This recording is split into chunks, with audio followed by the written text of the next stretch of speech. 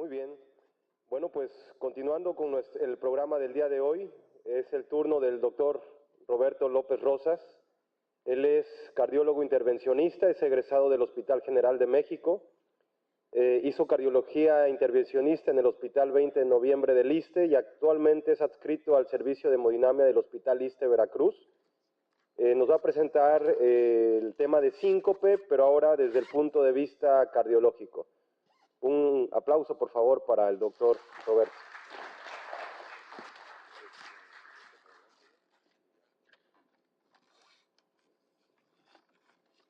¿Qué tal? Buenas tardes a todos. Gracias, doctor Alberto, por su presentación. Trataré de ser lo más preciso y conciso en esta clase. Ya tuve una presentación del síncope desde el punto de vista neurológico. Tenemos que tomar en cuenta, aquí vamos a los objetivos de la presentación. Vamos a definir el síncope como un síntoma con diferentes causas, poblaciones y circunstancias.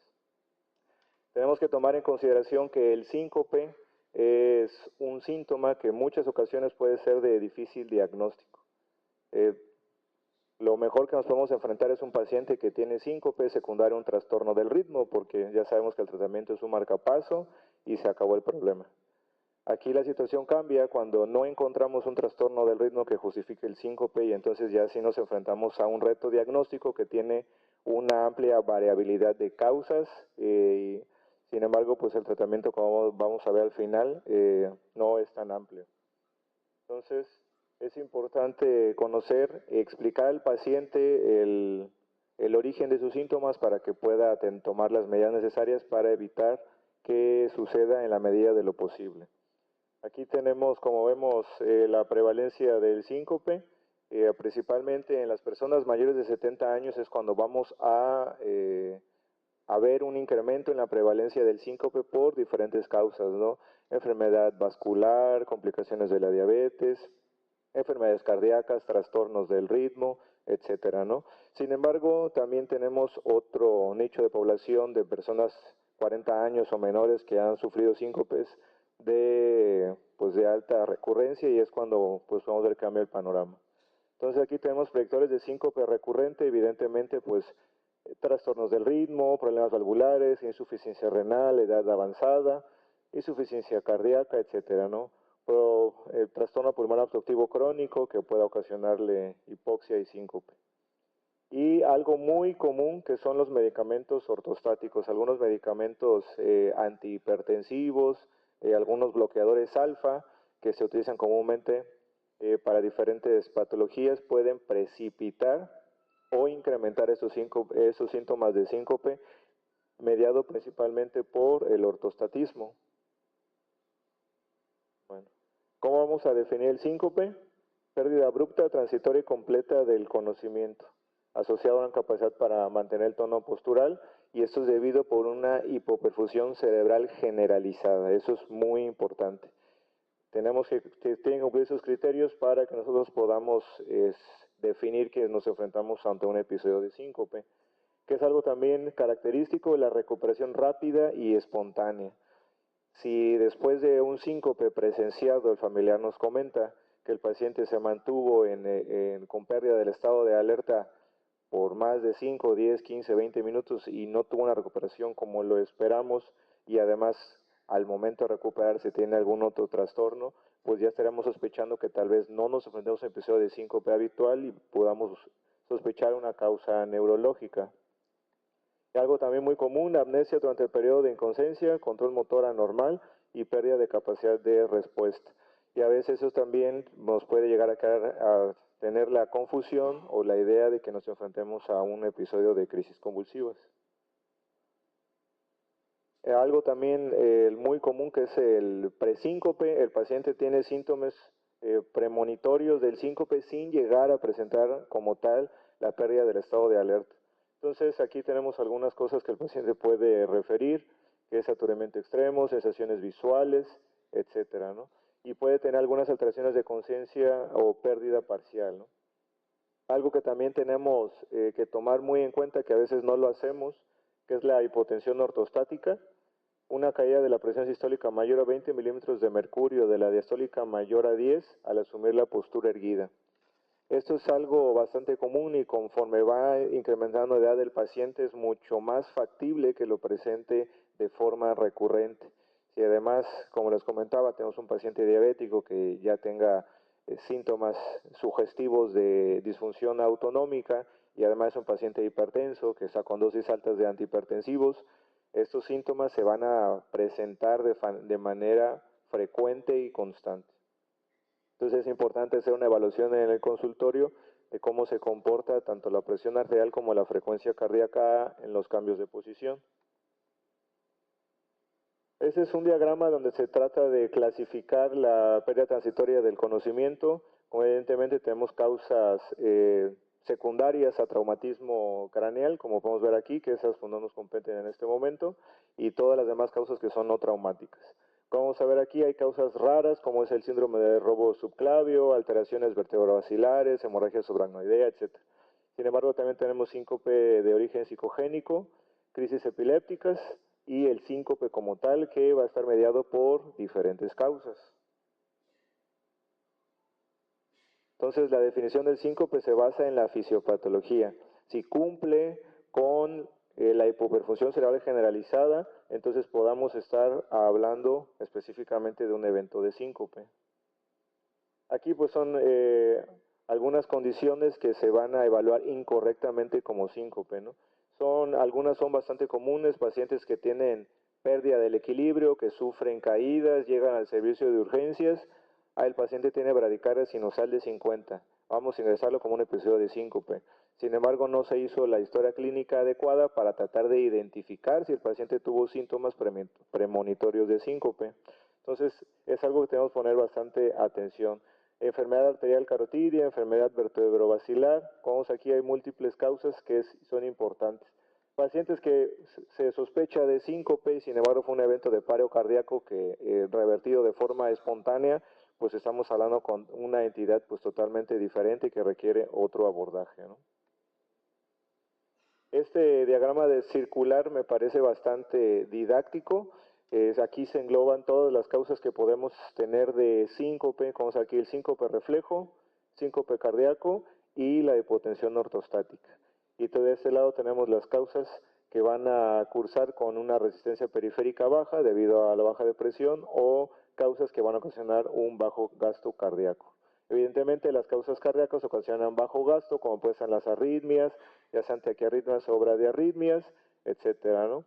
Tenemos aquí reflejo inadecuado, el síncope reflejo vasodepresor, cardioinhibitorio y la hipotensión ortostática, disminución del retorno venoso, depresión de volumen, etcétera, ¿no? La disfunción autonómica primaria o secundaria, como en casos de personas que tienen síncopes recurrentes o personas diabéticas que son importantes.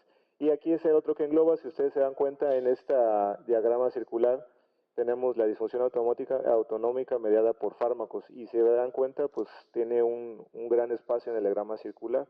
Entonces, casi un cuarto de los pacientes que van a tener hipotensión ortostática va a estar mediado por este mecanismo.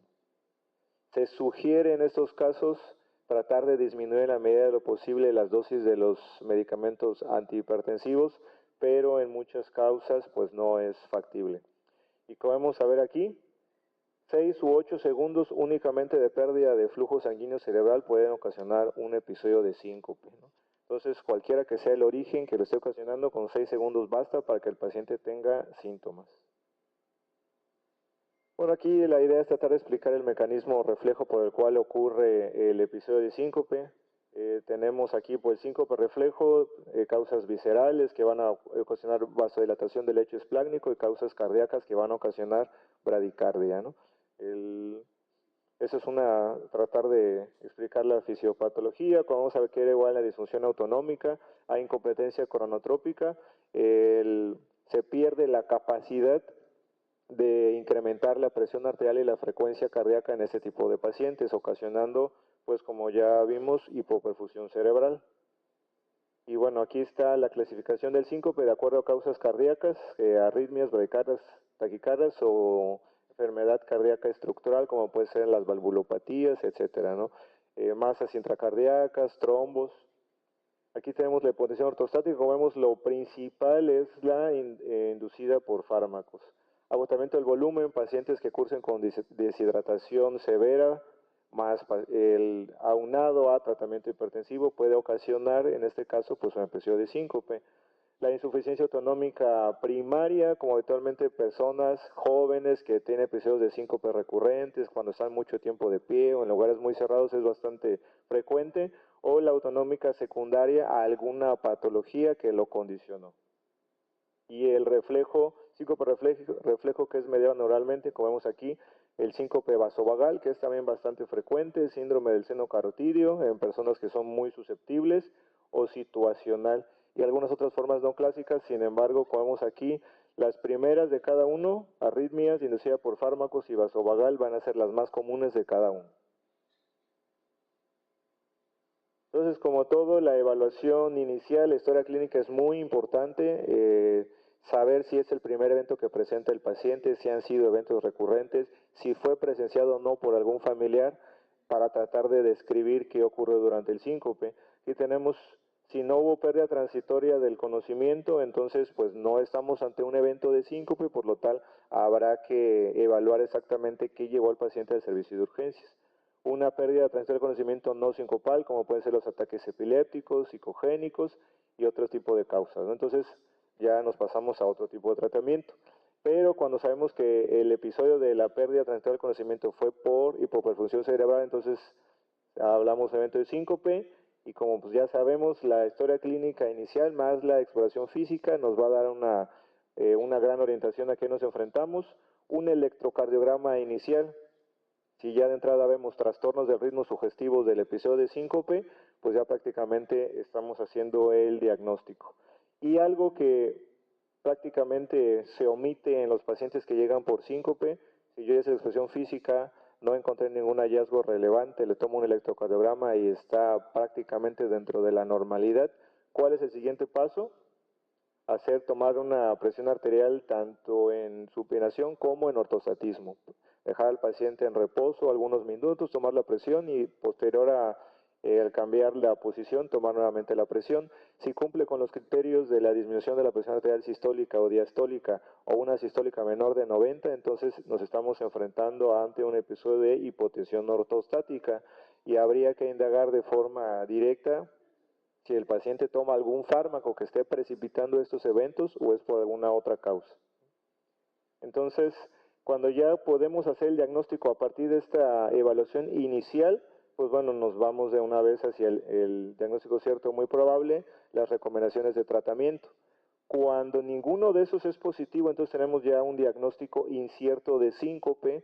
¿Y cuál es el siguiente paso? Estratificar el riesgo, para que nosotros podamos tomar decisión de qué vamos a hacer con ese paciente. ¿Requiero ingresar a ese paciente con síncope? ¿Lo puedo mandar a su casa a consulta externa? ¿O requiero mantenerle vigilancia un par de horas antes de decidir qué voy a hacer con él? Entonces, si nosotros hacemos la evaluación y determinamos que tiene un riesgo alto de eventos a corto plazo, ese paciente tiene que estar hospitalizado porque tiene riesgo de desarrollar muerte súbita dependiendo de la causa. Si tenemos un síncope de riesgo bajo, que fue la primera vez, etcétera, entonces al paciente se le hace la explicación de qué fue lo que ocurrió y ese paciente puede ser egresado. Si el síncope es de riesgo bajo, pero puede ser recurrente, pues bueno, ya haremos las pruebas complementarias para definir qué fue lo que lo ocasionó. Entonces, aquí algunas características clínicas que nos pueden orientar en tratar de identificar qué fue lo que ocasionó el síncope. Como vemos aquí, el síncope reflejo, habitualmente tenemos pacientes que tienen historias recurrentes de síncope. Personas jóvenes que durante la infancia, la juventud, presentaban episodios de síncope y conforme incrementa en la edad, muchas veces el síncope va disminuyendo de recurrencia, pero lo pueden seguir presentando, ¿no? Estar de pie por mucho tiempo, durante la alimentación, que es algo característico, en la ortostatismo es posterior a la alimentación, con los movimientos de la cabeza que pueden ocasionar presión del seno carotidio en personas que tengan una alta sensibilidad que produce bradicardia y síncope, ¿no? Y algo muy importante, ausencia de enfermedad cardíaca. De entrada a ese paciente evaluamos electrocardiograma, ecocardiograma dentro de la normalidad, entonces puede hacer que su síncope esté mediado ya sea por ortostatismo o reflejo, es mucho más común en personas más jóvenes. El síncope por hipertensión ortostática, vamos a ver aquí, estar de pie después de haber hecho un esfuerzo, como lo puede ser cambiar la posición, sabe pasar mucho tiempo sentado, que vemos por lo mismo. Posterior a la alimentación, hay muchos pacientes que después de una comida abundante tienen síntomas sugestivos de bajo gasto, y esto también no es tan raro. Vamos a ver aquí lo mismo que ya habíamos comentado, fármacos vasodepresivos diuréticos que van a conducir a la hipotensión, y algunos pacientes que tengan parkinsonismo o neuropatía autonómica también van a presentar ese tipo de síntomas. Y bueno, el síncope cardíaco, aquí es muy importante considerar que no todos los pacientes con síncope cardíaco van a ser únicamente por algún grado de bloqueo o alguna arritmia rápida. Pues es muy importante identificar que no tengan familiares de primer grado que hayan tenido muerte súbita, la cual no haya sido explicada, porque si eso ocurre, entonces ya tenemos un alto riesgo de que el paciente tenga algún otro trastorno de mucha mayor gravedad y por lo tanto pueda presentar un riesgo alto de muerte súbita, ¿no? La otra, palpitaciones antes del síncope que nos hagan pensar de alguna arritmia, como la más habitual, fibrilación auricular o alguna arritmia ventricular que es de mucho mayor riesgo. Y durante el esfuerzo o el decúbito supino, ya sea por episodios de bradicardia. Y algo pues que preferimos que tenga el paciente, que haya algún trastorno electrocardiográfico que pues ya nos dé la orientación diagnóstica, sabemos el tratamiento y ya se acabó aquí el problema. Estas son unas escalas que a mí me gusta utilizar porque nos van a ayudar hacia la orientación de qué pudo haber ocasionado el síncope. Aquí tenemos la escala de riesgo de EXIS y la de Calgary. En la escala de riesgo de EXIS nosotros vamos a tratar de identificar si este episodio de síncope fue de origen cardiogénico y en comparación con la de Calgary, dependiendo la sumatoria o resta de las características, vamos a poder identificar si el síncope que nos estamos enfrentando es de etiología vasovagal. La idea es tratar de hacer una evaluación rápida para, dependiendo el diagnóstico o la fisiopatología, podamos ir orientando el tratamiento. Estas no son muy habituales las escalas, pero sí son una ayuda diagnóstica en algunos lugares que es un poco difícil el abordaje. Ahora, como vamos a ver aquí, la importancia de la estratificación del riesgo. El riesgo que tenga el paciente es el que nos va a dar la pauta para saber si ese paciente debo de mandarlo a hospitalizar o lo puedo mandar a su domicilio. No todos los episodios de síncope es necesario que el paciente esté en hospitalización para vigilancia. Aunque sea un síncope de bajo riesgo, pero si ha presentado algunas recurrencias, entonces se reclasifica con cada evento que llegue el paciente de síncope, ¿no? Entonces, como ven aquí, los pacientes de alto riesgo tienen una mayor probabilidad de que el síncope sea de origen cardíaco y hablamos de alguna causa más grave, como pueden ser trastornos del ritmo, enfermedad coronaria, valvulopatías, en los cuales si no se actúa de forma más rápida, pues el paciente tiene riesgo de complicaciones graves. Y como vamos a ver aquí, enfermedad cardiovascular de alto riesgo que requiera pruebas urgentes. No es lo mismo un síncope por hipotensión ortostática secundaria al uso de medicamentos antihipertensivos que uno secundario a una muerte súbita por fibrilación ventricular por enfermedad coronaria grave, ¿no? Entonces son escenarios muy diferentes en los cuales podremos tener presentaciones similares. Entonces, ¿qué es lo que tenemos que hacer? Evaluar el acontecimiento de síncope y tratar de clasificarlo de acuerdo a las características. Bajo riesgo, que el paciente tenga pródromos típicos de síncope reflejo, después de una visión, estar mucho tiempo de pie, durante o posterior a las comidas, como es aquí reflejo vasovagal por tos, defecación o micción, al mover la cabeza o al incorporarse estar mucho tiempo sentado o acostado. De mayor riesgo, que el paciente previo al síncope tenga dolor torácico, disnea, que sean síntomas sugestivos de isquemia miocárdica, durante el esfuerzo o la supinación y una palpitación rápida seguida del episodio de síncope. Como vemos aquí, si ustedes se dan cuenta, esta presentación clínica nos orienta a pensar que este episodio de síncope sea producido por un problema cardíaco, por lo tanto tiene un riesgo mucho mayor. Y de que son de riesgo menor, que no tenga síntomas o que sean cortos menor a 10 segundos, historia de muerte súbita prematura familiar y síncope en sedestación. Esto pues el edema familiar en primer grado puede o no tener relación porque no se sabe muchos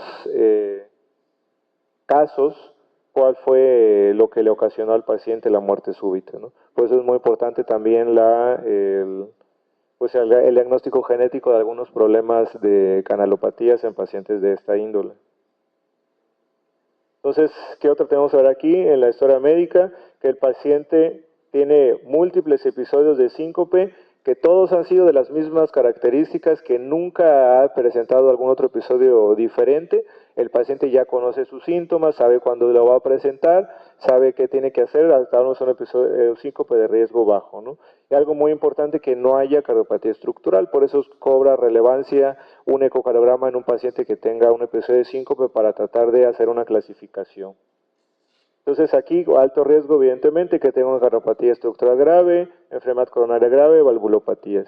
Riesgo bajo, pues que a la exploración física el examen sea normal o un electrocardiograma normal. Y alto riesgo, como vamos a ver aquí, que el paciente llegue hipotenso, que llegue, pues evidentemente, sospecha de sangrado tubo-digestivo, que sea la pérdida de volumen lo que haya ocasionado el síncope, que el paciente tenga bradicardia persistente en estado de vigilia sin el esfuerzo, y pacientes que lleguen con síncope, a la exploración física que encontremos un soplo, que el paciente no haya o no tenga el diagnóstico previo de alguna valvulopatía, ya estamos hablando que probablemente sea un paciente de riesgo más alto. Entonces, dentro del electrocardiograma es muy importante hacer una evaluación minuciosa del electrocardiograma, ya que un electrocardiograma normal pues nos va a disminuir el riesgo de que sea un síncope de origen cardíaco. No lo descarta, pero pues ya es un paso a favor. Entonces, como vamos a ver aquí, los cambios mayores, evidentemente los cambios compatibles con isquemia aguda, sospechando de alguna arritmia ventricular que sea el origen del síncope, entre otras alteraciones que vamos a ver aquí, bradicardia sinusal persistente, bradicardia en vigilia menor a 40, que ya hablamos de bradicardia extrema, trastornos del ritmo, fibrilación auricular, patrón de Brugada, etcétera, ¿no? Que el paciente tenga un QT corregido muy prolongado, mayor a 460 milisegundos, ¿no? Y otras aquí de que son riesgo menor, como vamos a ver aquí. El riesgo incrementa de acuerdo a la exploración física, ¿no? Ondas T negativas, etcétera, algunos trastornos del ritmo o complejos QRS preexcitados. Pero sí es muy, muy importante hacer una evaluación inicial del electrocardiograma y estar seguros que no tenga ningún trastorno. Entonces, aquí algo muy importante, este diagrama de flujo nos ayuda a identificar qué podemos hacer en estos pacientes. Llega el paciente con síncope, hacemos la evaluación inicial y de acuerdo a las características, si tengo un paciente con riesgo bajo, yo con toda seguridad lo puedo mandar a domicilio, haciéndole al paciente las explicaciones de los pródromos y cómo tratar de evitarlo. Si tengo un paciente de riesgo alto, entonces ese paciente, aquí como vemos aquí, tiene que ser una observación en el área de urgencias y preferentemente pues en un área de síncope. Sin embargo, pues ya sabemos que en los hospitales en los que tenemos difícilmente tenemos áreas especializadas para cada patología, ¿no? Entonces, cualquier característica de alto riesgo, el paciente tiene que hospitalizarse para hacer una evaluación pronta y determinar cuál pudo haber sido el origen de su síncope. Si el paciente no tiene ninguna característica de riesgo bajo, pero tampoco de riesgo alto, entonces estamos hablando de un paciente que tenemos que volver a estratificar. Aquí la recomendación es que el paciente se mantenga en el servicio de urgencias en observación y posterior a una reevaluación, definir si ese paciente lo podemos mandar a domicilio con estudios complementarios o requiere hospitalizarse. Es importante pues tratar de recordar este manejo para poder definir y no estar pues dejando pacientes que no requieran hospitalización en una unidad pues ahora sí que de cuidados de urgencia. Aquí en las pruebas diagnósticas, cuando el síncope no es de origen cardíaco, ya ahora sí que es un reto diagnóstico. Tenemos múltiples pruebas diagnósticas que podemos realizar y en muchas ocasiones el paciente persiste con síncope y no hemos encontrado alguna prueba diagnóstica que nos confirme el problema. Como ustedes pueden ver aquí, Pues la evaluación inicial, ya sabemos, la historia clínica, el electrocardiograma, la medición de la presión con los cambios de postura, pero si ustedes pueden ver aquí, tenemos ahora sí que múltiples formas de tratar de buscar el diagnóstico, con la prueba basculante, hacer un estudio Holter, un mapa, pruebas de esfuerzo, ecocardiograma, y en este caso pacientes que sospechemos de que el síncope sea neurológico, pues las pruebas complementarias, ¿no? Sin embargo, repito, en muchas causas los episodios de síncope que no son recurrentes por algún problema que es muy esporádico, difícilmente vamos a encontrar algo en ese momento que nos oriente hacia el diagnóstico. Por eso es muy importante también establecer una buena comunicación con el paciente y tratar de que cada episodio de síncope que presente se pueda documentar, ya sea con medición de la presión arterial, el electrocardiograma, etc. Entonces, algunas de las pruebas diagnósticas que tenemos que hacer, pues, o podemos hacer, es el masaje del seno carotidio. En las personas que son hipersensibles, se documenta un episodio que vamos a ver aquí. Hay caída de la presión sistólica mayor a 50 milímetros de mercurio, se reproducen los síntomas de síncope y se pudiera establecer el diagnóstico. Tenemos que estar muy seguros que estos pacientes que vamos a hacer esta maniobra, habitualmente pues son personas jóvenes que no tengan enfermedad arterial o enfermedad carotidia que pudo haber precipitado el episodio de síncope. Dentro de la evaluación que se hace de forma inicial habitualmente en los síncopes de alto riesgo es descartar enfermedad vascular y dentro de eso pues va enfermedad carotidia, la insuficiencia vertebrovascular, etcétera, ¿no? Si ya documentamos que el paciente no tiene enfermedad carotidia, podríamos hacer esta maniobra para tratar de identificar si el síncope se originó por eso. El otro criterio, como habíamos comentado, el desafío ortostático. En estos pacientes es una de las formas más frecuentes, la caída de la presión arterial sistólica o diastólica, o que el paciente presenta una disminución de la presión sistólica mayor a 90 milímetros de mercurio posterior al cambio de posición. Esto es algo que se puede hacer una evaluación en cama, en algunos pacientes es bastante útil o es frecuente encontrarlos y como les comentaba, pacientes, es muy común en las personas diabéticas con disfunción autonómica. Estos son unos ejemplos de lo que nos encontramos cuando hacemos la prueba de la mesa basculante. La idea es tratar de reproducir los síntomas del síncope posterior a esta estimulación. Tenemos múltiples causas, aquí vamos a ver aquí el síncope reflejo, ahora sí el síncope por ortostatismo, y es algo que también nos ayuda, por ejemplo, en el síncope psicógeno, el paciente que finge los síntomas, como vamos a ver aquí, a diferencia, pues hay un incremento tanto de la presión arterial como de la frecuencia cardíaca mientras el paciente tiene los síntomas. Entonces en ese momento nosotros podemos descartar que se trate de algún episodio como tal de síncope, ¿no? Algo que también nos ayuda en tratar la evaluación es la maniobra de Valsalva. Como vamos a ver aquí, durante la maniobra de Valsalva que no haya un incremento ni de la frecuencia cardíaca ni de la presión arterial. Entonces podríamos sospechar que haya una insuficiencia autonómica primaria o secundaria dependiendo del contexto del paciente. Durante la respiración profunda, eso también ayuda bastante en pacientes que ustedes les pidan que hagan una inspiración y expiración profunda. Si durante la inspiración profunda no hay un descenso de las respiraciones, que hay una diferencia entre uno y otro mayor a 15, entonces podríamos estar hablando de que haya una variación atenuada o abolida de la función parasimpática, ¿no? Es esperado que durante la inspiración forzada haya una disminución de la frecuencia cardíaca y en los pacientes que no lo tienen, pues bueno, aquí es donde podemos estar sospechando de también disfunción autonómica. Hay que tomar en cuenta que tenemos algunos fármacos que son parasimpático-líticos que pueden pues mimetizar este tipo de problemas, ¿no?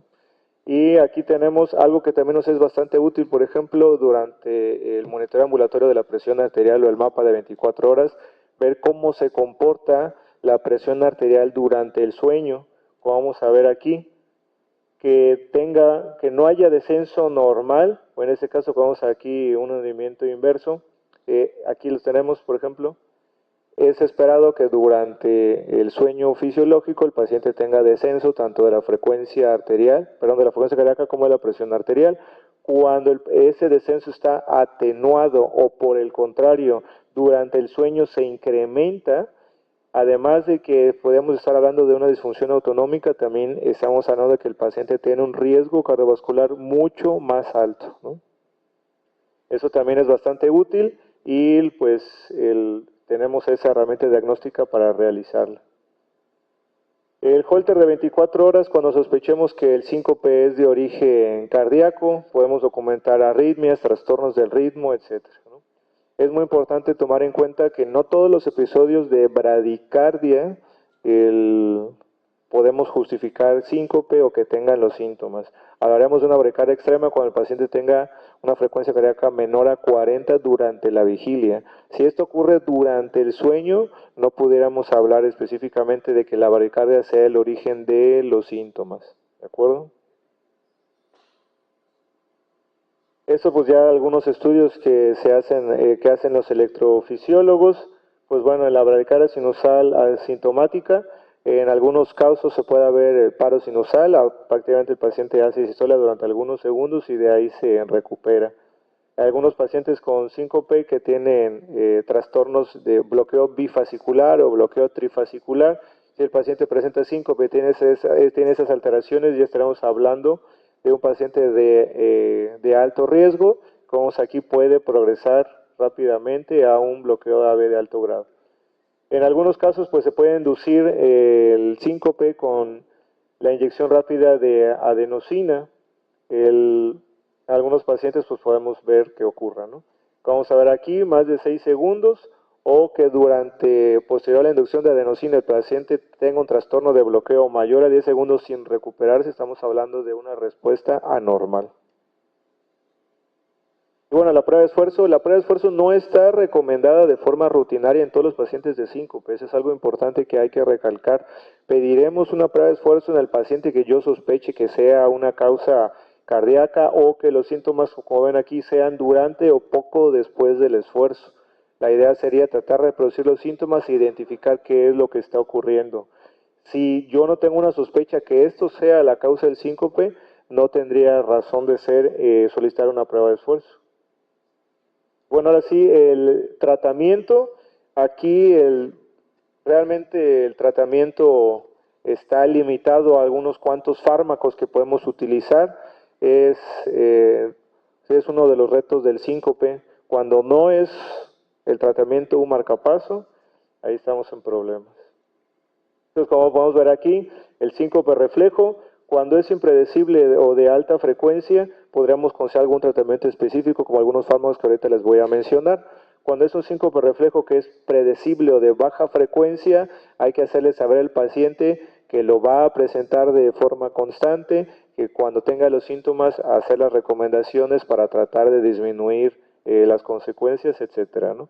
Cuando hablamos de síncope cardíaco, pues ya dependiendo la causa del síncope, si son arritmias como fibrilación auricular, bradiarritmias como algún grado de bloqueo, enfermedad estructural, coronaria, valvulopatías, pues bueno, ya iríamos al tratamiento específico. Y sin embargo tenemos otro territorio donde no podemos identificar qué ocasionó el síncope y el paciente tiene alto riesgo de muerte súbita, como podemos hacer aquí en los síndromes de Brugada, diferentes canalopatías, etc. Aquí sería una evaluación muy importante porque estos pacientes lo que tendríamos que hacer o los que les puede ayudar sería el implante de un desfibrilador automático. Sin embargo, por eso aquí pone específicamente considerar riesgos y beneficios. Hay que estar lo más seguro posible si lo que le vamos a ofrecer al paciente realmente los va a ayudar en algo. Y bueno, aquí el síncope reflejo, podemos saber aquí, lo importante es tranquilizar al paciente y hacerle saber que la naturaleza de su síncope pues es de riesgo bajo y pues es tratamiento no farmacológico, ¿no? Aquí está, es importante si el paciente tiene síntomas premonitorios y tratar de identificar los desencadenantes. Si tenemos un paciente con estas características, que es un síncope de riesgo bajo, que es predecible, pues bueno, se le recomienda al paciente acostarse o sentarse y realizar maniobras de contrapresión para tratar de evitar el episodio de síncope. Y algo muy importante, mantenerse con un adecuado estado de hidratación, y en esos pacientes pues no hay restricción en cuanto al consumo de sal, a menos que tenga alguna indicación médica para no hacerle ese tipo de recomendación. Aquí tenemos las maniobras de contrapresión. La idea es tratar de incrementar la precarga para aumentar el volumen circulante y tratar de que no haya o tratar de evitar el episodio de síncope en ese momento. Cuando tenemos aquí el síncope reflejo, vamos a ver aquí que si es un paciente, esto lo podemos clasificar con la prueba basculante, si es cardioinhibitor, si es de presión baja, si hay pródromos o algún fármaco hipotensor. Cuando es el fenotipo de presión baja, pues bueno, utilizamos medicamentos que traten de incrementar la reabsorción de sal y agua, como la fludrocortisona, maniobras de contrapresión en los pacientes que tienen pródromos.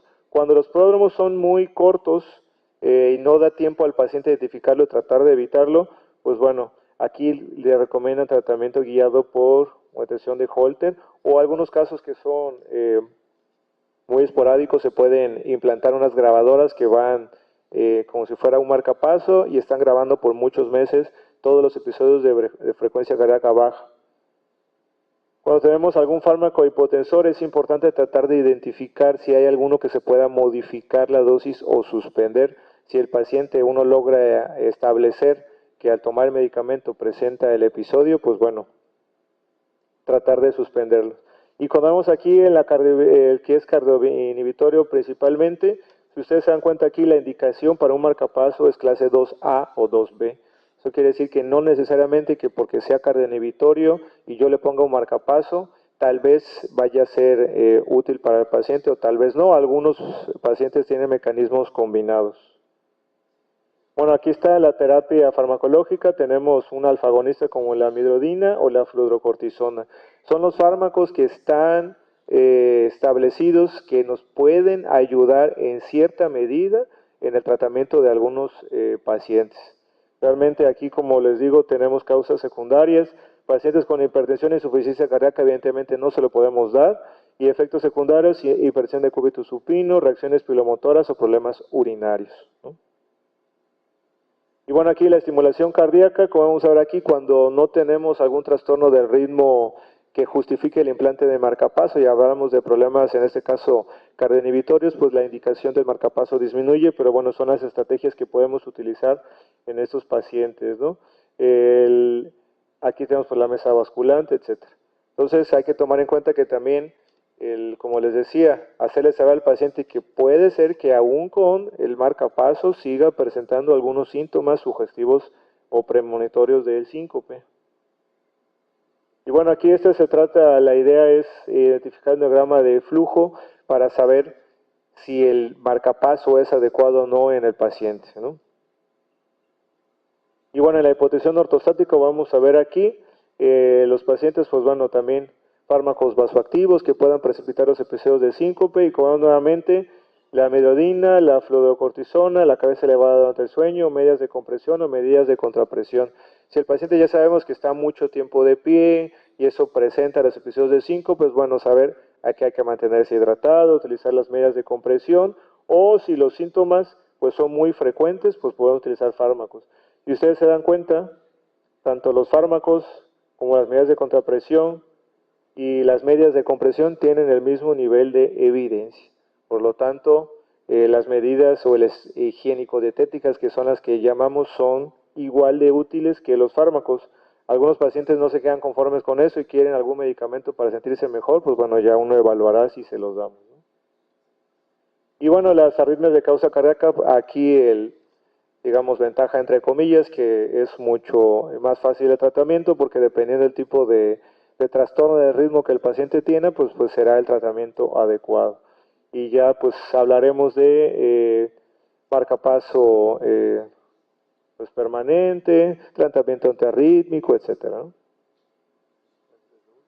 Y bueno, aquí estos son algunos casos pues un poco más complejos con pacientes que tienen bloqueos bifasciculares y síncope de causa desconocida.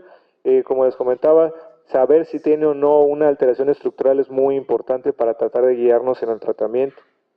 Aquí ya están dividiendo a los pacientes de acuerdo a su fracción de eyección para saber si es importante poner un marcapaso o si tiene un paciente con una fracción de eyección baja, tratar de ponerle un desfibrilador o un resincronizador, ¿no? Y bueno, en las taquiarritmias, pues ya sabemos, ablación con catéter, dependiendo del tipo de arritmia que sea, si es supraventricular o ventricular, estudios electrofisiológicos, tratamiento antiarrítmico, etcétera, ¿no? Aquí son las recomendaciones de la guía europea de qué pacientes podríamos utilizar tanto el desfibrilador como el resincronizador si tiene una disfunción sistólica ventricular o no. Y bueno, aquí también tenemos enfermedad estructural cardíaca, cardiopulmonar y de grandes vasos. Hay otras situaciones que pueden simular un episodio de síncope o que el paciente tenga síncope efectivamente por hipoperfusión cerebral, pero en este caso fue porque el paciente tuvo una disección aórtica, ¿no? Que tuvo disección de los vasos de los troncos supraórticos y hubo la hipoperfusión cerebral, pero estamos hablando de algo de muy alto riesgo. La tromboembolia pulmonar, etcétera, ¿no? Y bueno, aquí están las referencias. Como vemos, el síncope, pues es una entidad que es mucho más amplia de lo que pudiéramos llegar a pensar. Tiene múltiples orígenes y es importante hacer un abordaje inicial lo más adecuado posible para no clasificar erróneamente a ese paciente como que efectivamente tuvo síncope sin haberlo tenido o viceversa. No sé si hay algunas dudas o algún comentario.